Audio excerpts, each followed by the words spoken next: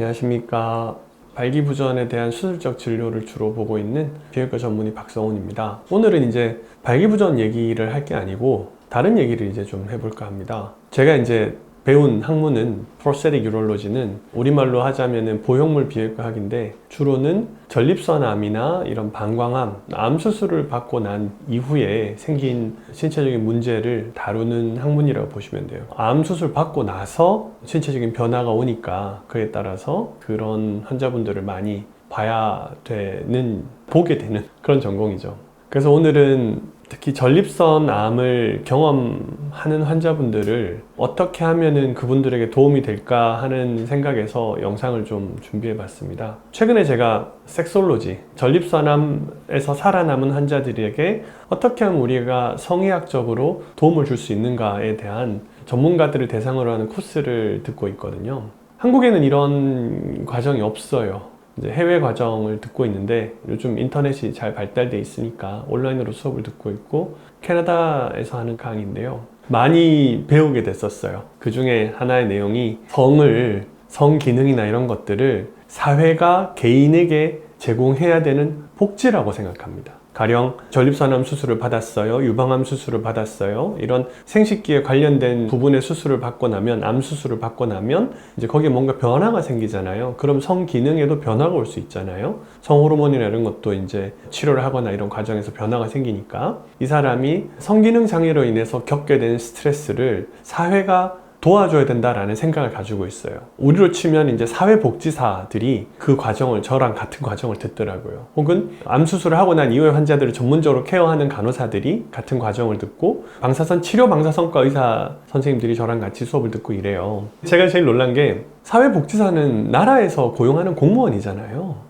이들이 생각하는 복지의 수준이라는 것이 한국하고는 지금 동아시아에 있는 국가들도 경제적인 수준을 굉장히 많이 따라갔지만 그런 복지에 대한 생각은 아직까지 우리가 많이 부족하구나라는 거였어요. 이제 이 과정을 거치면서 주로는 전립선암에서 살아남은 환자들, 전립선암을 겪은 환자들을 어떻게 성기능 장애나 이런 것들을 도와줄 것인가 얘기하는 거기 때문에 그 과정을 들여다보니까 환자 입장에서 전립선암을 경험하면은 어떻게 될 것이고 앞으로 어떤 일의 신체적인 변화를 겪어서 어떻게 된다는 거에 대한 정보가 너무 부족하다고 생각이 들었어요. 여러 가지 다양한 암들을 경험하시는 걸 봤지만 그때마다 환자에게 주어지는 정보가 굉장히 적어요. 암이라는 질환 자체가 굉장히 갑작스럽게 찾아오잖아요. 뭔가 천천히 준비할 수 있는 시간을 주는 게 아니잖아요. 암이라는 거에 걸린 것 자체가 이제 개인에게 굉장한 정신적인 스트레스를 주는데 뭐 내가 죽을지도 살지도 모르는 그 기로에 놓이게 되는 거니까. 그랬다가 막 정신없이 암 치료하고 한 1년, 2년 지나고 보면은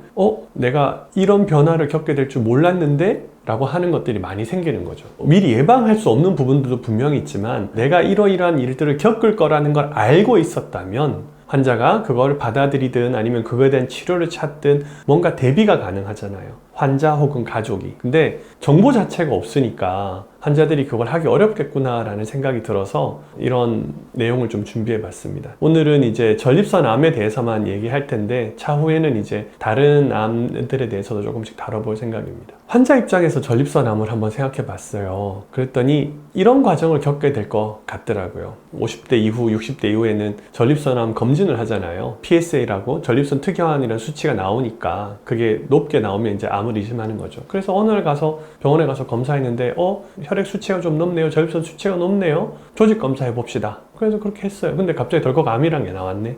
이제 수술을 받으셔야 됩니다. 로봇 수술이나 이런 거가 있습니다. 하고 나면은 대체로 괜찮습니다. 전립선암은 좀 순한 편이거든요. 물론 독한 전립선암들도 있습니다만은 전립선암이라고 한 종류가 아니거든요. 수술합시다 해가지고 오늘 가서 그렇게 갑자기 수술을 받아요. 한국에서는 또 암이라고 하면 마치 사형 선고처럼 느껴지잖아요. 옛날에는. 물론 지금은 그렇지 않지만 개인이 받아들이는 그 충격은 대단하잖아요. 뭐 아무 증상도 없고 혈뇨도 안 나왔고 내가 불편한 것도 없는데 어느 날 갑자기 암이 있다 그래가지고 수술 받고 그렇게 해서 나왔더니 대체로 약간의 요실금이나 발기부전은 생기거든요. 요실금은 좋아지는 경우도 있고 발기부전도 좋아지는 경우가 있긴 하지만 한 6개월이 지났어요. 그런데도 여전히 소변이 샌다거나, 그런데도 여전히 발기가 안 된다거나, 1년이 지났는데도 별로 그게 없어요. 그러니까 환자 입장에서는 나는 멀쩡했는데, 나는 불편한 게 전혀 없었는데, 혈액 검사에서 당신이 문제가 있네 해가지고는 전립선 잘라내고, 당신 살았어 라고 하는데, 발기도 잘 안 되고, 가끔 소변도 새고, 막 사정도 안 되고, 이제 어떻게 되는 거야? 라고 생각할 수도 있겠더라고요. 환자가 이런 과정을 겪을 거를 그러면 왜 겪게 되는지, 전립선이라는 게 대체 뭐 때문에 이런 건지, 이런 얘기를 일단 정보를 알아야 될 필요가 있다. 두 번째는 이 과정을 겪게 되면서 내가 남성으로서의 좀 기능을 잃어버린 것 같잖아요. 그러면 그게 단순히 개인에게 영향을 미치는 게 아니고 부부 관계에도 영향을 미치는 경우들이 많아요. 가령 예를 들어서 유방암 환자들 있잖아요. 제가 학생 때 일반외과 선생님도 유방암 보시니까 해주시던 얘기가 뭐였냐면은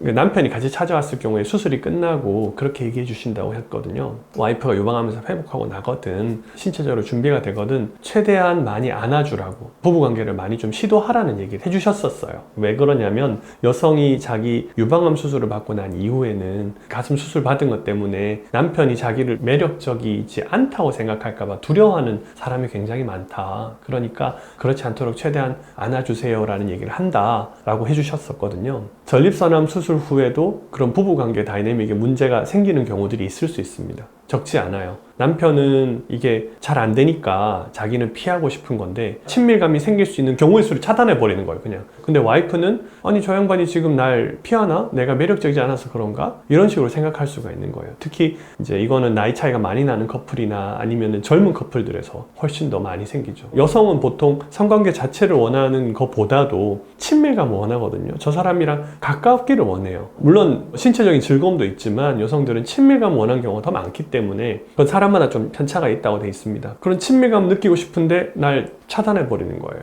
그러면서 부부 사이에 벽이 생기게 되는 거죠. 가장 가까워야 될 두 사람이 서로 오해로 인해서, 남편은 무서워서 피하고 여자는 저 사람이 날 더 이상 매력적으로 느끼지 못하나? 라고 생각하고 오해하고, 그래서 서로 멀어지게 되는 경우들이 생길 수 있더라고요. 이게 어이가 없는 상황이잖아요. 서로를 좋아하지 않는 게 아닌데 그런 과정들을 겪을 수 있더라. 다시 말씀드리지만 이 내용들을 알고 있다면 뭔가 우리가 준비를 할 수 있으니까 그렇게 말씀을 드리는 겁니다. 이번 시간은 이제 환자 입장에서 본 전립선암의 경험이 이럴 수도 있겠구나 안타까운 마음이 들어서 최소한 이런 부분에 대한 정보를 알고 계셨으면 좋겠다 싶어서 영상을 만들어 봤고요. 다음 시간에는 그러면 왜 우리가 전립선암 수술하고 나면은 발기부전이라든가 요실금이라든가 이런 문제를 겪게 되는가, 그 부분에 대해서 말씀을 좀 드리도록 하겠습니다.